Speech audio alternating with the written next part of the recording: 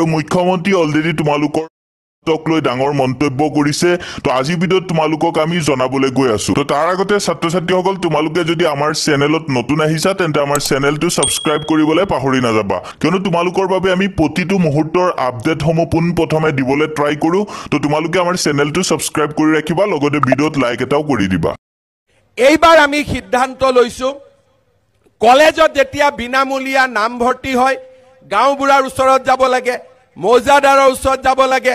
certificate আনিব লাগে certificate আনোতেই 200-300 টকা দিব লাগে এইবাৰ আমি সিদ্ধান্ত লৈছো যে কলেজত নামভৰ্তিৰ কাৰণে কোনো ইনকাম সাৰ্টিফিকেট নালাগে ৰেশন কাৰ্ডখন দেখুৱাই দিলে আমাৰ কাম হৈ যাব ভাল হ'বনে নাই ভাল হ'বনে নাই এতিয়া ৰেশন কাৰ্ডখনতে আমাৰ এডমিশন হৈ যাব শ্ৰদ্ধা কি কয় যে ইনকাম সাৰ্টিফিকেট লৈ আহ ইনকাম সাৰ্টিফিকেট লব ক'ত যাব লাগে গাঁওবুঢ়াৰ ঘৰত মৌজাদাৰৰ ঘৰত গাঁওবুঢ়াবিলাক ভালেই কিন্তু দুই এজনে 200-300 টকা আকৌ তাৰ মাজতে লৈ লয় মৌজাদাৰেও লৈ লয়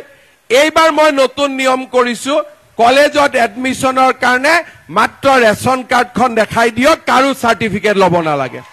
কাৰো সাৰ্টিফিকেট ল'ব নালাগে তাতো মই পইচা বচাই দিলো